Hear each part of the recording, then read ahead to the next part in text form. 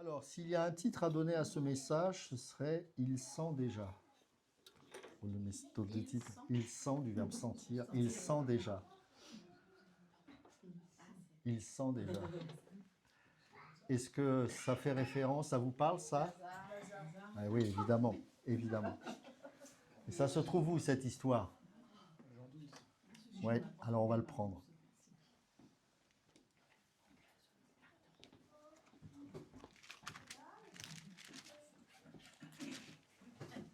Bon, c'est Jean 11. Hein. Mais c'est un test ou quoi? Ça m'arrive des fois, même quand je fais des vidéos en dehors de l'église et que j'ai des pensées comme ça, c'est souvent quand j'enseigne les enfants que me viennent des thèmes comme ça. Et en fait, ce message m'est venu lorsqu'on était en Chine. Je crois que c'était la deuxième semaine, donc le matin on partageait. Et j'ai pris l'évangile de Jean au chapitre 11. Et en partageant cela, c'était comme si le Seigneur me parlait vraiment fortement. Et j'ai dit, tiens, je pense que ça va édifier nos frères et sœurs. Et donc c'est ce que je vais vous retransmettre ce matin. Alors on va lire ce passage, Jean chapitre 11, à partir du verset 1. Il y avait un homme malade, Lazare, de Béthanie, village de Marie et de Marthe, sa sœur. C'était cette Marie qui oignit de parfum le Seigneur et qui lui essuya les pieds avec ses cheveux, et c'était son frère Lazare qui était malade. Les sœurs envoyèrent dire à Jésus, « Seigneur, voici celui que tu aimes est malade. » Celui que tu aimes est malade. Même dans l'amitié qu'il pouvait porter envers certains, Jésus était éprouvé. Parce que ne croyez pas que, bien qu'il soit Dieu, il était indifférent et que, voilà, il est le Dieu Tout-Puissant, il va manifester sa gloire, il n'y a pas de souci.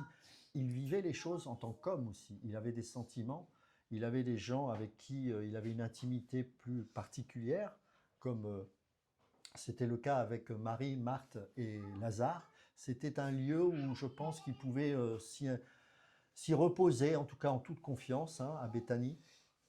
Et il y avait un lien affectif qui était fort, qui était profond. Et bien évidemment, lorsque Lazare est mort, eh bien ça l'a touché profondément. D'ailleurs, c'est dans ce même passage qu'on va trouver le verset le plus court de la Bible, enfin du Nouveau Testament, Jésus pleura. Pourquoi? Parce que il pleure la mort d'un proche. Et ça nous fait comprendre le fait que Jésus est passé par là où nous passons.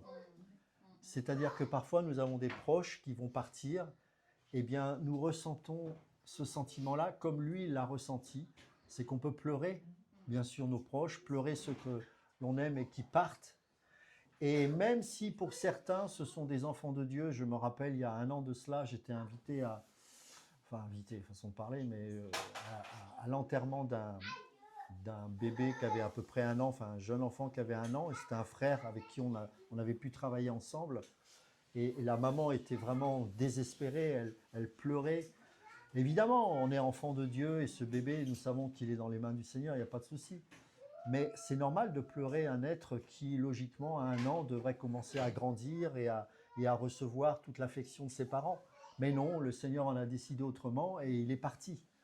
Et on a pleuré avec elle et en même temps, on a montré cette espérance qu'un jour, nous comprendrons toutes choses et nous le verrons, j'en suis convaincu.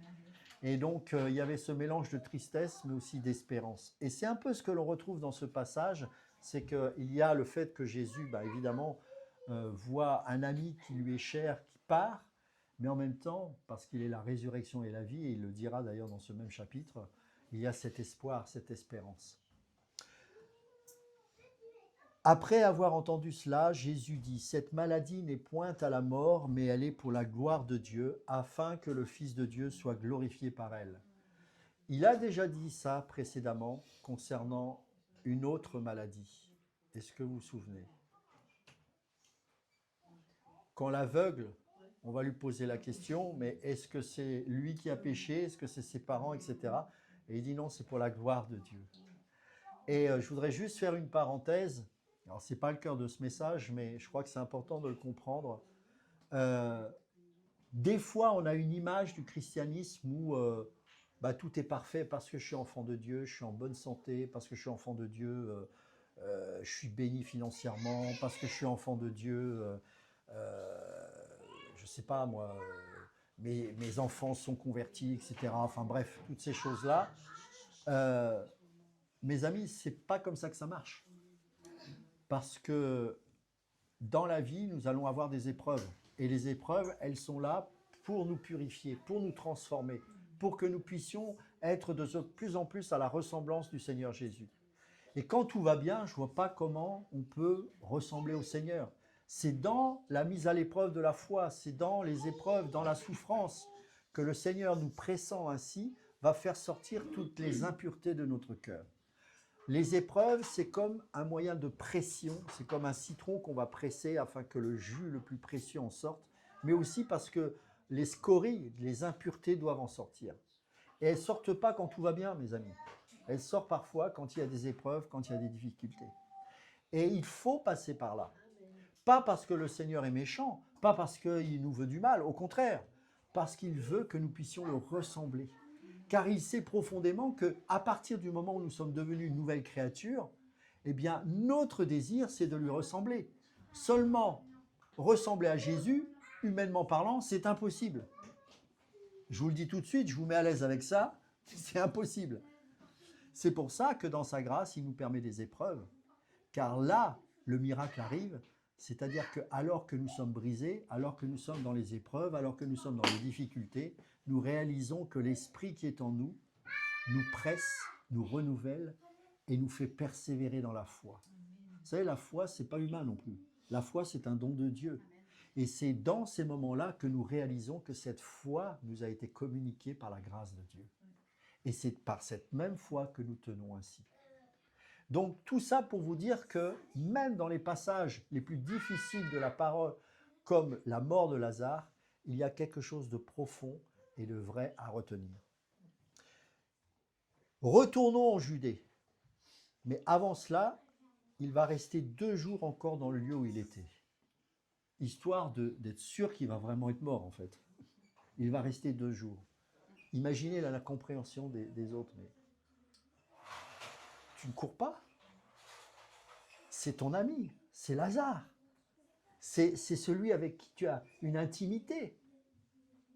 Non, non, il va rester 2 jours. Il va rester 2 jours parce qu'il va se passer le plus beau miracle que Jésus fera là. Le plus beau miracle. Et pourtant, on est en plein dans le désespoir. Lazare est mort. Il va encore traîner 2 jours. Marthe et Marie sont dans le désespoir. Les proches pleurent. Mais le miracle va arriver. Et parfois dans ta vie, il va y avoir des moments où tu vas souffrir. Des moments où tu penses que, quelque part, Dieu n'est pas là. Sache que ça peut être aussi pour que la gloire de Dieu se manifeste. Seulement, nous sommes humains et nous ne voyons qu'avec le prisme et le filtre de notre compréhension humaine qui est tellement limitée. Mais Dieu voit au-delà de cela. Et c'est ça que j'aime avec mon Seigneur, c'est que là où le monde dit « tais-toi », là où les hommes pourraient te dire « n'espère plus, c'est fini pour toi », le Seigneur dit « tout ce que tu vis, c'est pour la gloire de Dieu. Et en mon temps, je manifesterai ma gloire. Sois patient ou sois patiente dans l'épreuve. » Et là, Jésus va répondre. Alors qu'il va aller dans un endroit où il n'y a pas longtemps, les Juifs cherchaient à le lapider, en plus de cela. Mais là, il sent que c'est le moment d'y aller. Et il répond, n'y a-t-il pas 12 heures au jour? Si quelqu'un marche pendant le jour, il ne bronche point, parce qu'il voit la lumière de ce monde. Mais si quelqu'un marche pendant la nuit, il bronche, parce que la lumière n'est pas en lui. Après ces paroles, il leur dit, Lazare, notre ami, dort, mais je vais le réveiller. Oh s'il dort, alors effectivement. Hein. Les disciples lui dirent, Seigneur, s'il dort, il sera guéri. Oui, parce qu'il n'est pas mort, donc il peut guérir. Jésus avait parlé de sa mort, mais ils crurent qu'il parlait de l'assoupissement du sommeil. Alors Jésus leur dit ouvertement, « Oh, Lazare est mort. Il est mort. Et à cause de vous, afin que vous croyiez, je me réjouis de ce que je n'étais pas là.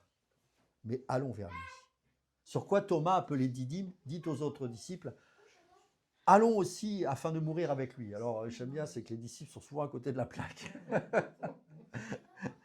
Mais bon, Dieu fait grâce. Hein. Jésus étant arrivé, trouva que Lazare était déjà depuis 4 jours dans le sépulcre. Et comme Béthanie était près de Jérusalem, à 15 stades environ, beaucoup de Juifs étaient venus vers Marthe et Marie pour les consoler de la mort de leur frère. Lorsque Marthe apprit que Jésus arrivait et alla au-devant de lui, tandis que Marie se tenait assise à la maison, Marthe, je pense que Marie devait être un peu casanière quand même. Hein. Elle reste à la maison, elle est triste, je suppose, autant que Marthe. Mais Marthe, rappelez-vous, hein, c'est elle qui reprochait à Marie de ne pas s'activer et qui est restée au pied de Jésus, alors qu'elle, elle faisait tout le taf. Et là, Marthe, qu'est-ce qu'elle fait? Elle court vers Jésus pour lui annoncer cette nouvelle, Lazare est mort. Vous voyez, c'est quelqu'un d'actif, c'est quelqu'un...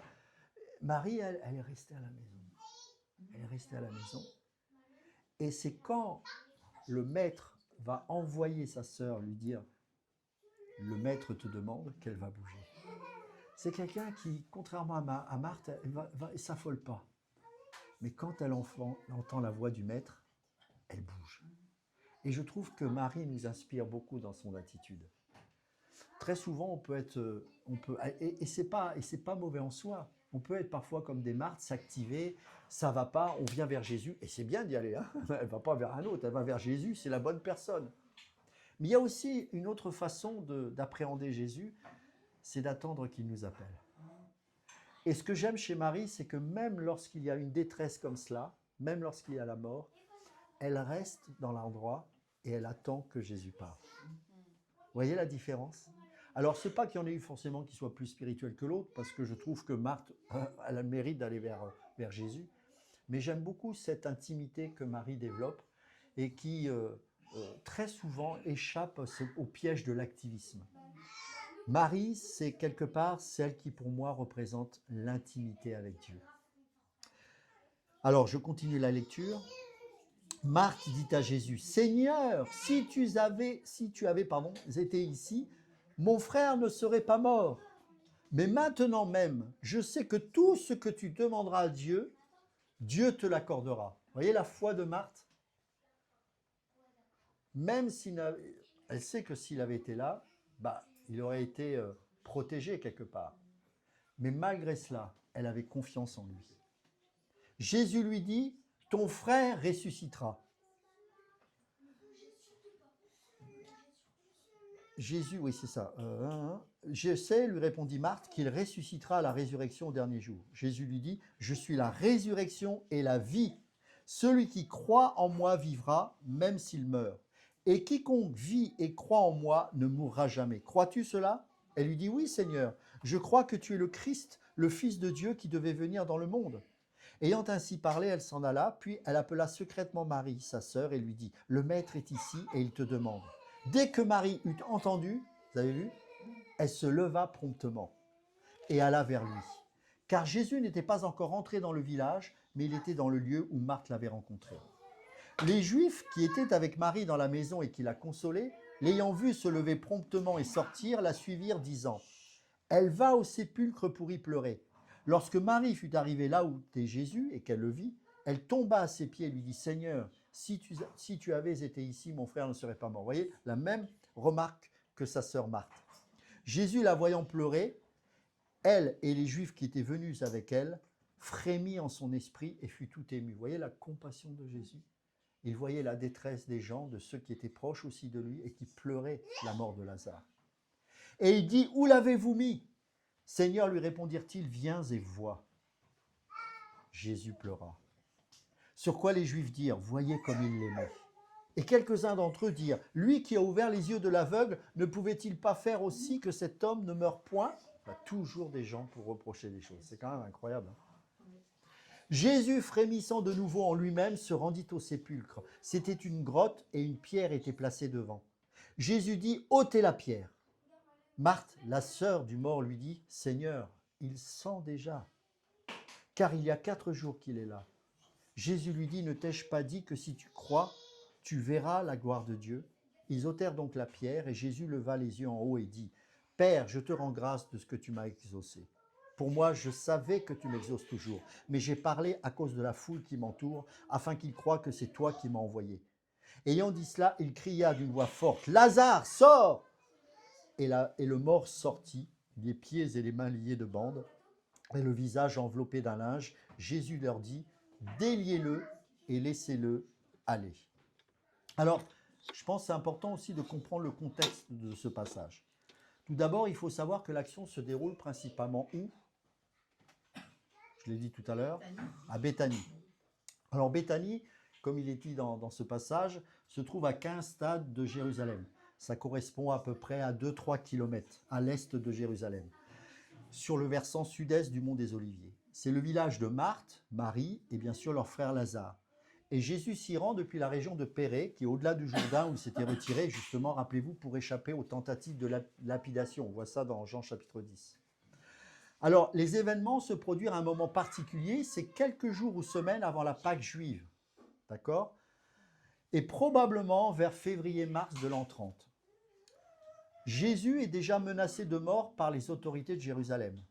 Ce miracle, c'est quelque part le dernier grand signe qui va être rapporté par Jean avant l'entrée triomphale à Jérusalem dans Jean 12 et bien sûr la passion de Christ avec la croix.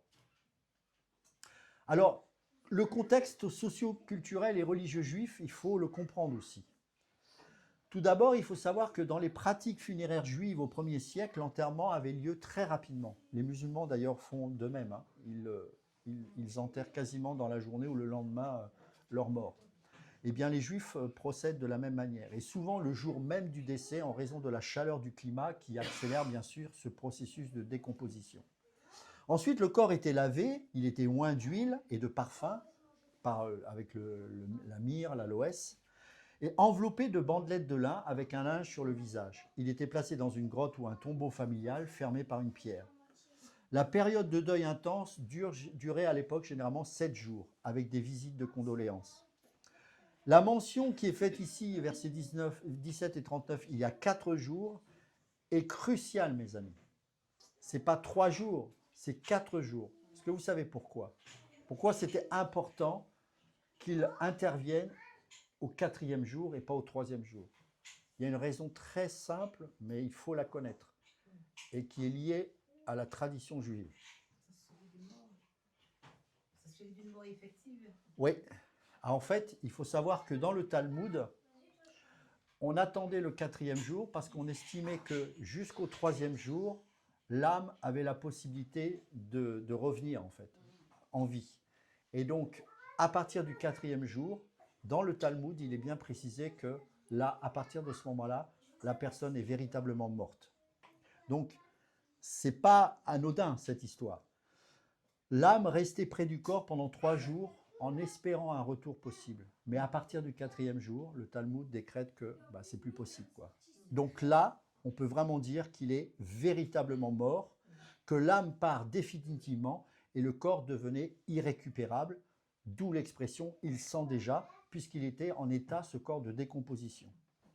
Donc ce détail souligne que Lazare, bien sûr, est vraiment mort, qu'il n'y a aucune ambiguïté là-dessus, et que Jésus n'opère pas une simple réanimation, mais une véritable résurrection. D'accord?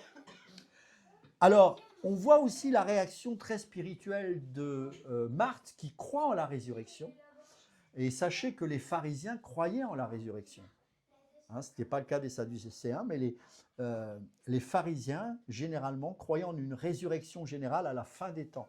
Comme Marthe l'exprime au verset 24, « Je sais qu'il ressuscitera à la résurrection au dernier jour. » Et Jésus déclare alors, « Je suis la résurrection et la vie, affirmant que la vie éternelle est accessible dès maintenant par la foi en lui. » Ensuite, il y a le contexte politique et les tensions avec les autorités. Et on voit qu'il y a beaucoup de tensions dans ces derniers chapitres parce que ce qu'il fait est tellement puissant que ça crée un vent de panique auprès des autorités juives qui se disent « mais si ça continue comme ça, on va avoir des problèmes avec les Romains ». Rappelez-vous, quand ensuite il va faire cette entrée triomphale à Jérusalem, ça va mettre la panique chez Caïphe et tout le Sanhédrin parce qu'il va être annoncé comme le roi. Et si Rome apprend ça, eh bien pour Rome, ça va être considéré comme une rébellion de la part du peuple juif. Et donc, ça veut dire qu'ils vont envoyer l'armée et qu'il va y avoir des morts. Hein. Donc, ils avaient peur de ça. Et ils ne voulaient pas de cela. La situation sous l'occupation romaine était compliquée. La Judée, qui était une province romaine depuis le VIe siècle après Jésus-Christ, était dominée à l'époque de Jésus par Ponce Pilate, qui était le gouverneur notamment de la Judée, mais de Jérusalem, de l'an 26 jusqu'à l'an 36 après Jésus-Christ. Et les Romains laissent une certaine autonomie aux autorités juives. On le voit dans les évangiles qu'il y a une armée, Hérode il a une armée, qu'il a malgré tout une forme d'autorité. On voit aussi que le Sanhédrin a un pouvoir religieux très fort. Les Romains acceptent, et d'ailleurs, même lorsque les chrétiens vont être persécutés par la suite, les Juifs seront laissés tranquilles dans leur monothéisme, ce qui n'est pas le cas des chrétiens. Et d'ailleurs, les Juifs vont s'associer avec les Romains pour la persécution des chrétiens, même si eux aussi en subiront les frais à un moment donné. Mais là, il y avait une sorte de paix, de pacte, d'alliance, je ne sais pas comment on pourrait dire ça, alors que généralement ils imposaient la croyance en leur divinité, les Romains, eh bien le peuple juif était préservé de ça et on leur laissait la possibilité de croire en un seul Dieu.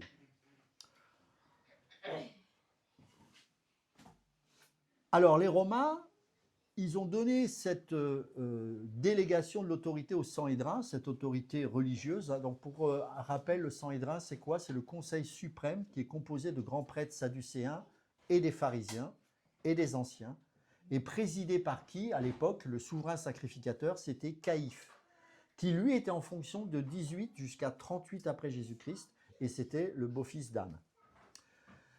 Alors, les Juifs avaient la peur des autorités. Après la résurrection de Lazare, beaucoup de Juifs se mettent à croire en Jésus. Les pharisiens et les grands prêtres convoquent une réunion du Sanhédrin. Donc, on ne convoque pas le Sanhédrin pour rien. Hein.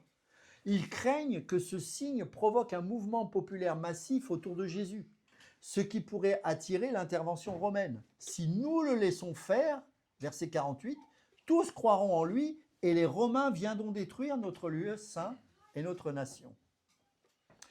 Et enfin, la décision fatidique qui est au verset 50, et ça c'était prophétique mais ils ne s'en rendaient pas compte.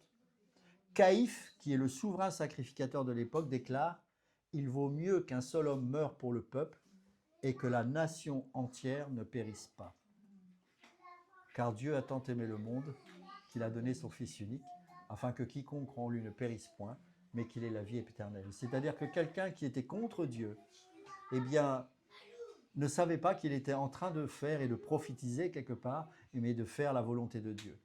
Car il fallait que ce soit le souverain sacrificateur qui sacrifie l'agneau de Dieu qui ôte les péchés du monde. Et donc, en déclarant ceci, il prend son rôle, sans le savoir, à son insu, son rôle de souverain sacrificateur, en disant qu'il vaut mieux qu'un seul homme meure pour le peuple, et c'est lui qui va décider la mort du Christ pour notre salut. Vous voyez, l'ordre de Dieu, il utilise le souverain sacrificateur. Pourtant, ce souverain sacrificateur n'était pas dans le plan et la volonté de Dieu, mais il a décrété ces choses pour faire comprendre aux Juifs que lorsque, dans l'Ancienne Alliance, le souverain sacrificateur apportait le sang des sacrifices dans le lieu très saint, ça préfigurait ce que Jésus allait faire. Et Caïphe, en tant que souverain sacrificateur, a promulgué la mort de Jésus, l'agneau de Dieu, qui ôte les péchés du monde. Jésus mourra non seulement pour la... Parce que Caïphe va dire quelque chose d'intéressant, il dit « Il vaut mieux qu'un seul homme meure pour le peuple et que la nation entière ne périsse point. » Sauf que il y a une prophétie qui va bien au-delà de ce qu'il a dit, puisque Jésus mourra non seulement pour la nation juive, mais pour rassembler les enfants de Dieu qui sont dispersés. Et à partir de ce moment-là, le complot pour tuer Jésus va devenir officiel, puisqu'il va être déclaré au Sanhédrin. Et donc, ils envisagent même de tuer Lazare. On voit ça dans Jean chapitre 12, versets 10 et 11, car il est un témoignage vivant du pouvoir de Jésus. Donc, il ne faut surtout pas qu'il vive. Ce chapitre marque donc un tournant. Le miracle qui révèle Jésus comme Seigneur de la vie et qui en même temps précipite directement sa mort. C'est quand même étonnant. Celui qui se dit « je suis la résurrection et la vie », en faisant ce miracle, va être amené à la mort. Il y a quelque chose, moi, qui m'étonne dans ce monde, c'est cette fascination qu'on a pour la mort. Vous n'avez jamais remarqué ça? On ne peut pas s'empêcher de se faire la guerre, on ne peut pas s'empêcher de s'étriper, on aime ça, je ne sais pas, je ne comprends pas. Et quand vous êtes porteur de vie, je peux vous assurer que les esprits de mort se déchaînent. C'est terrible ça. Mais nous n'avons pas à craindre cela, puisque Jésus a dit qu'il est la résurrection et la vie. Et nous tuer, c'est nous amener à une résurrection. Donc, pourquoi craindre la mort? Mais vous voyez, ce paradoxe, c'est que le monde est attiré vers ce qui est morbide. Et lorsqu'il a été ce porteur de vie, et qu'il a ressuscité Lazare, ça l'a amené directement à la mort. Vous n'avez pas remarqué, je ne sais pas si vous avez remarqué cela, mais en fait, ce miracle, on ne le retrouve que dans l'évangile de Jean. Pourtant, il est important, ce miracle. C'est même le plus important. En fait, pourquoi on ne le retrouve que dans l'évangile de Jean, d'après vous? Un miracle aussi important, pourquoi on ne le voit pas ailleurs? Pourquoi on ne le voit pas dans le livre de Matthieu, de Marc ou de Luc? Est-ce que vous avez une idée? La raison est simple. C'est que c'est le seul évangile qui a été écrit après la destruction du temple et donc après 70 après Jésus-Christ. Donc à ce moment-là, il n'y avait plus personne à protéger et on pouvait nommer ouvertement les choses. Alors que Matthieu, Marc et Luc, lorsqu'ils ont écrit cet évangile, tous les acteurs de ce miracle étaient encore vivants. Et donc par sagesse, ils n'ont pas voulu justement mentionner ce miracle parce que ça allait impliquer des gens qui étaient encore vivants à l'époque. Sauf que lorsque l'évangile de Jean va être écrit, bien après 70 après Jésus-Christ, Jérusalem c'est fini, le temple est détruit, les gens sont dispersés, et donc il y a beaucoup de choses qui n'apparaissent pas dans les autres évangiles et qui apparaissent dans Jean, parce qu'on peut nommer les choses, il n'y a plus de risque. Vous voyez? Il faut savoir aussi que Jean structure son évangile autour de 7 signes qui révèlent la gloire de Jésus. Donc c'est aussi la thématique, c'est que dans l'évangile de Jean, Jésus est manifesté comme la vie, le porteur de vie. Jésus est la vie. C'est le thème, un des thèmes centraux de l'évangile de Jean. Donc pour comprendre ce contexte, l'évangile de Jean, les chapitres 11, se déroule dans un climat de tension extrême. Et on peut le sentir à la lecture de ce passage qu'il y a une véritable tension. Et ce signe du miracle de Lazare provoque à la fois une grande foi chez beaucoup, mais une réaction aussi de rejet radical des autorités religieuses et politiques, qui voient en Jésus une menace pour l'équilibre fragile avec Rome. Le contexte historique met en lumière à la fois la réalité crue de la mort, l'odeur, la décomposition, et la puissance souveraine de Jésus qui n'a pas peur d'affronter cette réalité pour révéler sa gloire. Alors, il sent déjà. C'est Marthe qui dit ça. Elle ne dit pas il est mort. Hein. Elle ne dit pas c'est trop tard. Elle parle de l'odeur. De la réalité crue, dégoûtante, de la corruption. Comme si elle voulait protéger Jésus et se protéger elle-même de ce qui pue. Aujourd'hui, Dieu veut nous parler à travers ces mots simples et terribles. Il sent déjà. Et ça doit nous parler à nous, mes amis. Parce que nous avons tous dans notre vie des endroits qui sentent déjà. Des situations, des relations, des péchés, des rêves, des églises, des cœurs qui semblent irrécupérables. La mort y fait son œuvre. La corruption est visible et notre réaction naturelle est de laisser la pierre bien fermée. On joue aux chrétiens, aux bons religieux. On ferme parce qu'on ne veut pas que ça se voie. Vous savez, la résurrection, oui, c'est beau. Mais n'oubliez jamais que c'est quelqu'un qui pue qui revient à la vie. Il sent. Ne croyez pas que l'odeur a disparu. Vous pouviez mettre la myrrhe et l'aloès dans un corps et l'embaumer. lorsqu'il est ressuscité, l'odeur de la mort a laissé des traces encore. Ça pue.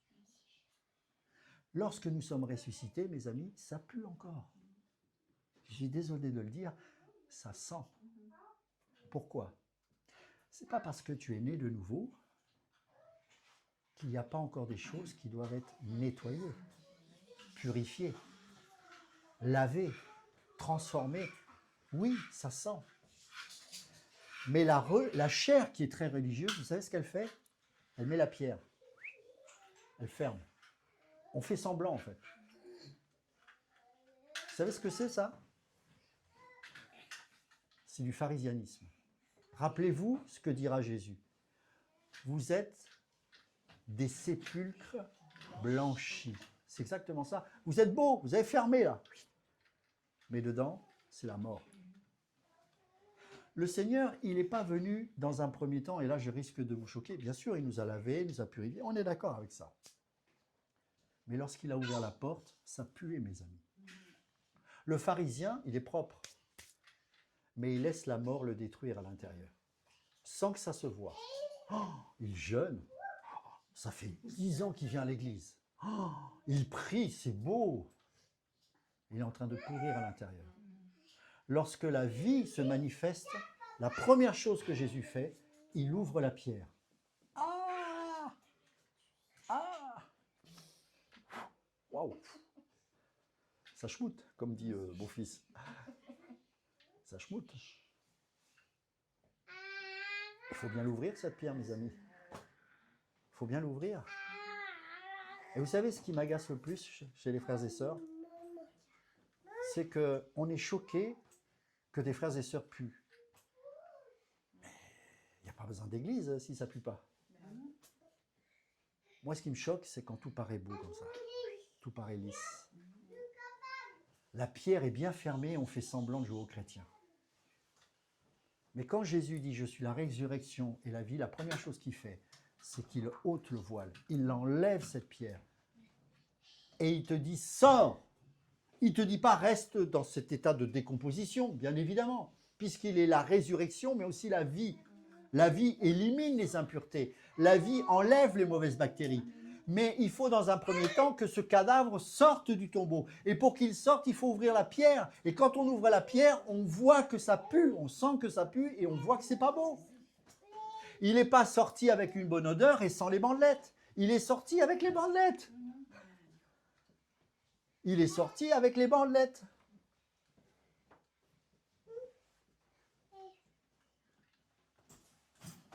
On a tous dans notre vie des endroits qui sentent déjà. Il faut arrêter de se voiler la face. Bah, on est d'accord. Des situations, des relations, des péchés, des rêves. Et notre réaction naturelle est de laisser la pierre bien fermée. La réalité que nous voulons cacher, c'est « il sent déjà ». Marthe aimait son frère, elle avait cru en Jésus, elle venait de confesser « Tu es le Christ, le Fils de Dieu ». Mais face au tombeau, sa foi vacille. Pourquoi ? Parce que la mort n'est pas seulement un arrêt du cœur, c'est une puanteur. Ça sent la décomposition, la honte, l'échec, le regret. La mort, ce n'est pas seulement un corps qui ne vit plus, c'est un corps qui pourrit. Quand il y a la pourriture, il n'y a plus d'espoir. Quand il y a la pourriture, on ne peut plus espérer renaître de nous-mêmes. C'est là qu'il faut que la résurrection et la vie se manifestent. C'est là qu'il faut que Jésus opère ce miracle en nous. Et il ne va pas te donner un corps glorifié, c'est bien plus tard. Il faut que ce cadavre qui pue se lève, même avec ses bandelettes. Lazare, il est sorti du tombeau, c'était puissant, c'était glorieux, ça devait être, j'aurais voulu voir cette scène. Mais honnêtement, il n'est pas sorti comme Batman. Je suis sûr qu'il avait déjà ce teint blanchi comme ça, de cadavre, cette odeur, mais aussi ces bandelettes. Dans nos vies personnelles, eh bien, il faut reconnaître que parfois ça pue encore. Un mariage qui pourrit, une addiction qui nous ronge, encore. Mais tu es chrétien, comment se fait-il que tu en es encore là? une blessure ancienne qui infecte tout, une stérilité spirituelle. Ça sent déjà. Dans nos familles, ça peut être un enfant perdu, un parent amer. Il sent déjà. Dans l'église, ça peut être des divisions, de l'hypocrisie, des traditions mortes. Hein? Vous savez, des fois, des gens, ils disent « Oh non, tu crois que ton église est en bonne santé? Regarde, il y a des fois des conflits et tout. » Mais non, elle est en bonne santé s'il y a des conflits. Qu'est-ce que vous croyez? Des êtres imparfaits qui se réunissent, ça ne peut pas être shabadabada. Hein? Des fois, on est tellement religieux, on est choqué. « Ah, mes frères, t'as vu comment tu parles ?» Je ne dis pas qu'on doit mal se parler, attention, on doit se reprendre, c'est pas normal. Mais on ne doit pas être choqué de voir que de temps en temps, il y a des frictions. Parce que ça sent encore, c'est normal. C'est Christ qui nettoie, mais il nous confie aussi une responsabilité. Et c'est Jésus qui nous l'ordonne. Déliez-le.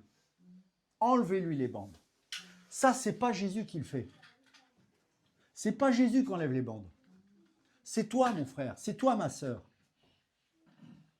Et plutôt que de constater l'odeur, la puanteur, eh ben, enlève-lui les bandes. Encourage-le. Reprends-le parfois sévèrement si c'est nécessaire, parce qu'on n'est pas là pour caresser la chair des gens, mais fais-le avec amour, parce que ton but, c'est de délier les bandes.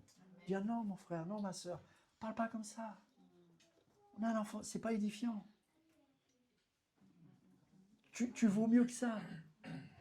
Que tout ce qui sort de ta bouche soit assaisonné de sel.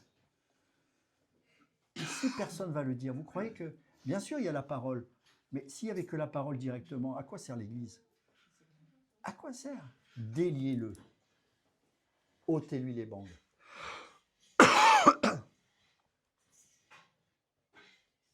Vous savez, Marthe, elle est honnête. Hein, elle dit tout haut ce que beaucoup pensent tout bas. Seigneur, à quoi bon? La situation est trop avancée, la décomposition a commencé. Au moins, elle le dit. Qu'est-ce que tu peux faire, Jésus? Et Jésus ne se fâche pas. Il ne nie pas l'odeur. Il ne dit pas, mais non, ça ne sent rien. Si, ça sent. Il dit simplement, ne t'ai-je pas dit que si tu crois, tu verras la gloire de Dieu. Si tu crois, tu verras la gloire de Dieu. Si quelqu'un sent, et si tu en détectes l'odeur, dis en ton cœur, si tu crois, tu verras la gloire de Dieu. Ne juge pas, mais amène celui qui est la résurrection et la vie dans le cœur de cette personne. C'est une invitation à croire au-delà de ce que peut sentir le nez. Le nez nous parle de tout ce qui est la chair, les 5 sens, tout ce que je peux ressentir, toucher, goûter, voir. Mais Jésus nous aide à aller beaucoup plus loin que nos 5 sens. La foi dépasse nos sens. La foi déclare que ce que la parole de Dieu dit est vrai. Elle ne s'appuie pas sur nos 5 sens, mais sur la vérité qu'est Christ. Jésus a dit, je suis la résurrection et la vie.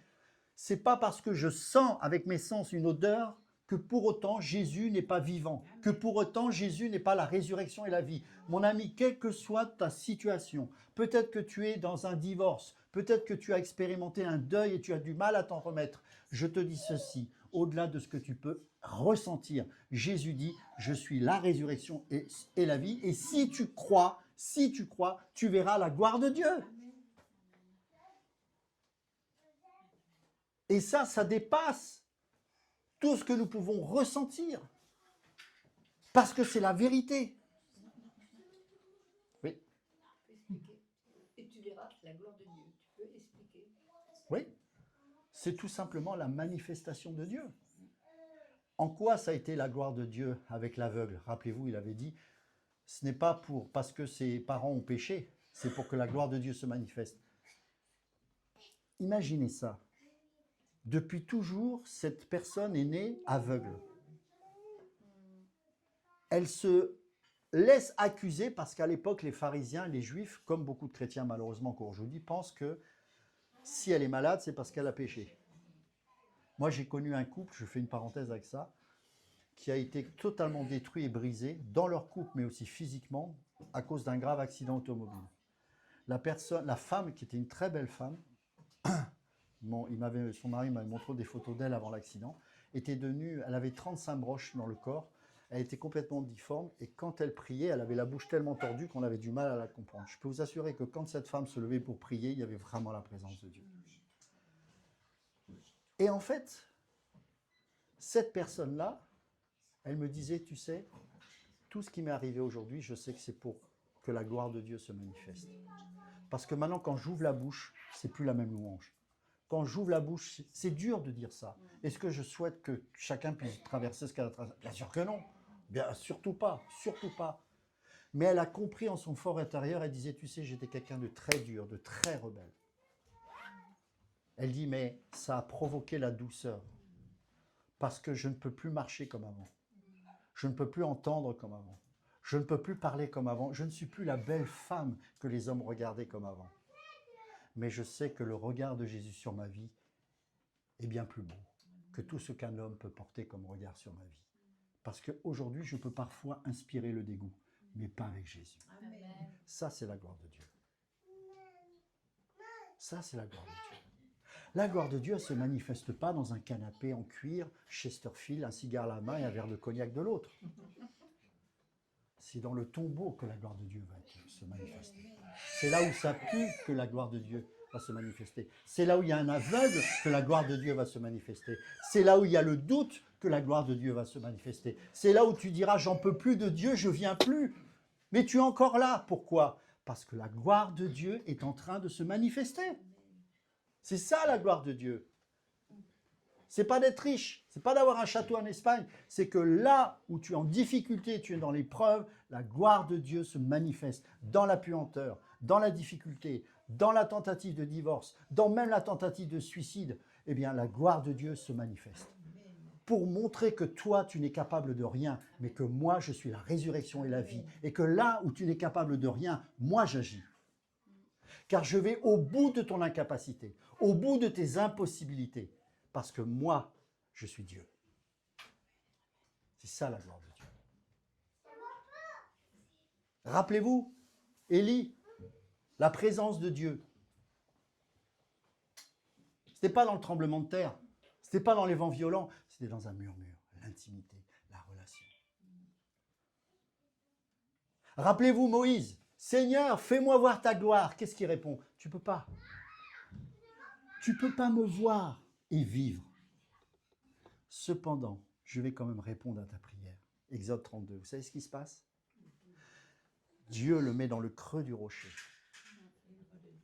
Et Dieu va le traverser.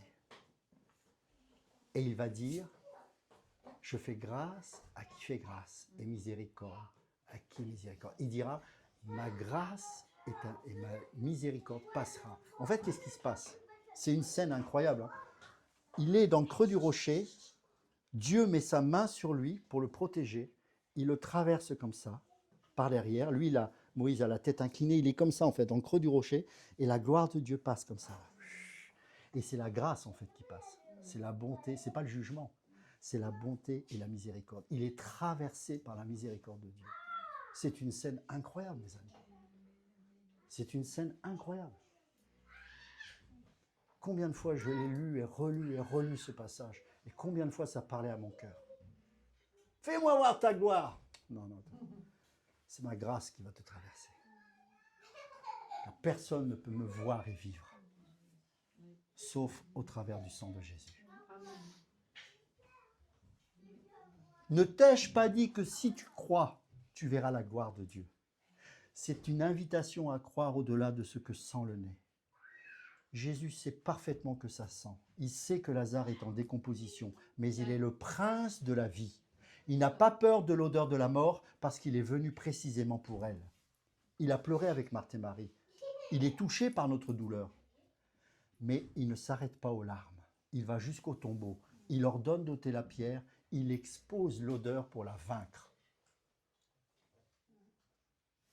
C'est horrible cette scène. Pour un juif, c'est horrible. On ne peut pas toucher un cadavre. On ne peut pas sortir un cadavre. C'est un truc, c'est inconcevable pour un juif. Jésus l'a fait. Il a exposé l'horreur de ce qu'est le péché, l'horreur de la mort, l'horreur de la décomposition. Mes amis, parfois, je suis désolé de vous le dire, votre vie va être exposée. Pas comme vous le voudriez. Parfois, vous aurez honte de ce qui va être révélé. Non, ils vont le voir. Il faut. Pas pour juger, pour guérir. Il faut que cette pierre, il faut qu'on arrête de jouer au religieux. Il faut qu'on arrête. Il faut que cette pierre dégage. Sinon, le cadavre ne va pas sortir. C'est ta propre conception de la vie qui t'empêche de ressusciter. C'est ta propre conception de la morale qui t'empêche de vivre. Ouvre cette pierre, ou plutôt, laisse Jésus l'ouvrir. Et lorsqu'il va l'ouvrir, c'est sûr que tu vas être pendant un certain temps mal à l'aise, parce que ça sent. Et à ce moment-là, qu'est-ce que va faire Jésus? Il va appeler les frères et sœurs. Il va dire, déliez-le, enlevez-lui les bandes. Un peu comme ces 4 brancardiers qui ont amené le malade au pied de Jésus. Il n'avait pas la possibilité de venir par lui-même. Mais il y a eu 4 personnes qui sont venues, qui ont fait un trou sur le toit et qui l'ont déposé au pied de Jésus. Déliez-le. Déliez-le. L'acte de foi, c'est ôter la pierre malgré l'odeur. C'est facile de dire à quelqu'un de vivant de ressusciter. Il est vivant. Mais quelqu'un qui est mort et qui sent la décomposition, avoir la foi pour dire ôtez la pierre. Le miracle ne commence pas par un cri puissant, il commence par un acte désagréable. Et l'acte désagréable, c'est d'ôter la pierre. Qui veut faire ça? Personne. Ça pue, ça dérange, ça expose. Pourtant, c'est exactement ce que Jésus nous demande aujourd'hui. Ôte la pierre de ton orgueil. Ôte la pierre de ton déni. Ôte la pierre de ta honte. Ôte la pierre de ton c'est trop tard. Et quand on obéit, même en serrant les dents, Jésus agit et il prie. Il crie avec autorité. Lazare, sors! Et le mort sort. Encore enveloppé de bandelettes, encore avec l'odeur sur lui, mais vivant. Mais vivant. Je préfère quelqu'un de vivant qui sent encore un peu la mort que quelqu'un qui se croit vivant mais qui est mort. Il y a plein de gens en bonne santé en enfer. Il y a plein de religieux, il y a plein de prédicateurs en enfer.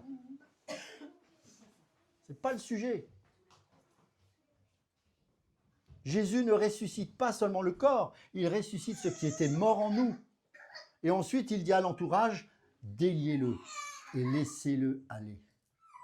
Il y a une chose, si vous voulez me voir en colère, il n'y a qu'un sujet, moi, où je suis capable de me mettre en colère. C'est quand on empêche quelqu'un de venir à Dieu. Quand on empêche quelqu'un de venir vers Jésus. Quand on ne veut pas lui enlever les bandes et qu'on est un obstacle à la vie de Dieu. Ça me met en colère. Parce que notre mission, c'est de délier et de laisser aller. Aider les ressuscités à se libérer des dernières bandelettes. Voilà votre mission. Je répète, aider les ressuscités à se libérer des dernières bandelettes. Voilà notre mission à toutes et à tous. Il n'y a pas besoin d'être pasteur pour ça. C'est le rôle de chacun et de chacune. Ça peut être dans ta famille, dans l'église, dans ton cercle à toi de travail, je ne sais pas où. Mais voilà ta mission. Si tu veux savoir quel est ton appel, c'est ça. Aider les ressuscités à se libérer des dernières bandelettes.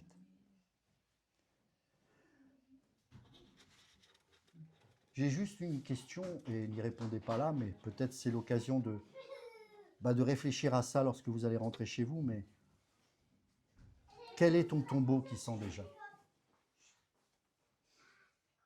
En ce moment, il y a forcément quelque chose qui pue. Une situation que tu as classée morte, en disant, de toute façon, ça n'arrivera plus jamais. Un péché que tu caches depuis des années. Une espérance que tu as enterrée. Une personne que tu as rayée de ta vie. Jésus te dit aujourd'hui, ôte la pierre. Prends le risque. Peu importe si les gens te jugent dehors. Entends la voix de Jésus. Lazare sort. Elijah sort. Yolène sort. Léna sort. Carole sort. Bernard sort. David sort. Sort. Il ne te demande pas d'ignorer l'odeur. Il te demande de croire qu'il est plus grand que l'odeur. La gloire de Dieu, mes amis, ne se voit pas dans les situations qui sentent bon. Elle se voit surtout dans les situations qui puent. Quand le Seigneur de la vie intervient, comme Lazare est sorti vivant, toi aussi tu peux sortir. Ta famille peut sortir. Ton église peut sortir. Ton pays peut voir la gloire de Dieu. Mais il faut oser ouvrir.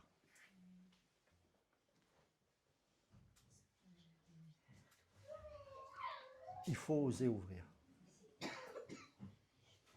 Et il ne faut pas se bercer d'illusions lorsque ça va s'ouvrir. C'est pas joli. Mais au moins tu es vivant. Et tu ne vas pas toujours sentir mauvais. Car pour que le Seigneur agisse, il faut premièrement que tu entendes la voix de Dieu.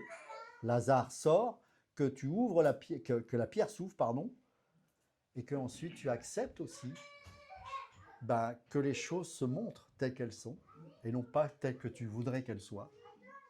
Et ensuite que tu acceptes que des frères et sœurs aussi t'aident à enlever ces bandes. Ça demande beaucoup d'humilité. Et pour moi, c'est ça le courage. Mais c'est le seul moyen de vivre ce processus de transformation et de renouvellement de foi. Vous savez, Jésus, il n'est jamais en retard, même après 4 jours. C'est jamais trop tard. Même quand ça sent déjà, c'est jamais trop tard. Il est venu pour les morts, il est venu pour ce qui pourrit.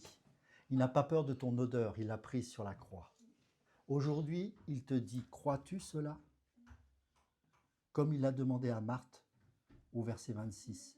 Il a engagé sa responsabilité, Marthe, vis-à-vis de sa foi. Crois-tu cela? Oui, je sais que tu es... Non, là, cet instant-là. Crois-tu cela? Crois-tu que ton frère, je vais pouvoir le ressusciter? Crois-tu cela? Si tu crois, tu verras la gloire de Dieu. La gloire de Dieu, c'est la manifestation du miracle de Dieu. Le miracle ne se fait pas dans une personne en bonne santé. Elle est en bonne santé. De quoi a-t-elle besoin? Mais de quelqu'un qui souffre, qui dit « Seigneur, j'ai besoin de toi. Je crois que ta parole, elle est source de vie. » Ce n'est pas de la théologie. C'est qu'elle est source de vie. Elle est source de délivrance. Vous savez, parfois, et là je vous confie un peu ce que je ressens ces derniers temps, mais en vieillissant, j'en suis presque à regretter mes premiers jours de conversion, ces jours où tout me paraissait tellement évident. J'avais des réponses à tout dans la Bible, je pensais que ça y est, ça allait... Et avec le temps, ça a été, comme tout le monde, je suppose, des épreuves, des combats, des luttes, des incompréhensions. Et aujourd'hui, avec l'âge, je me dis, mais qu'est-ce que j'étais naïf? Qu'est-ce que j'étais naïf? Qu'est-ce que j'étais incrédule? Je croyais que c'était la foi, mais en fait, ce n'était que de l'incrédulité. Même les moments de doute ont suscité en moi une plus grande foi. Parce qu'en vieillissant, j'ai commencé à comprendre pas mal de choses. C'est que je sais de moins en moins. C'est que j'ai de plus en plus besoin de lui. Et que tout le petit paradis terrestre que j'étais en train de me construire n'était qu'un petit château de cartes qui, au moindre souffle des circonstances, pouvait se détruire en un instant.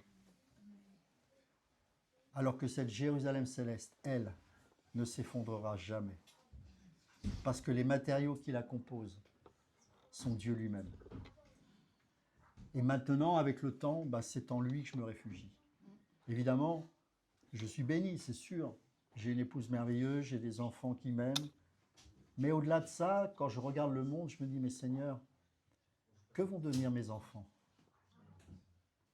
Qu'est-ce que nous avons à leur proposer dans ce monde? C'est de pire en pire. Et quand je pensais à ma jeune conversion, je me disais, mais tout paraissait beau, tout paraissait... Le monde n'était pas forcément meilleur, mais en tout cas, il semblait meilleur. Et je me dis, mais finalement, qu'est-ce que tu veux m'enseigner dans tout cela? Le détachement. Amen, oui. Amen. le détachement. Si tu restes attaché à ça, c'est comme si tu dis, je vais revenir au tombeau. Je reste attaché à ce qui pue. Non, non. Tu es ressuscité avec Christ. Tu es assis avec moi dans les lieux célestes. Là, il n'y a pas la mort là-haut. Ça ne sent pas. Donc, plus tu vas avoir ton regard tourné vers cela, plus tu vas commencer à sentir le parfum de Christ. Le meilleur moyen de se débarrasser de cette odeur de la mort, vous savez ce que c'est? Dans le lieu saint, qu'est-ce qu'on faisait sur l'autel des parfums?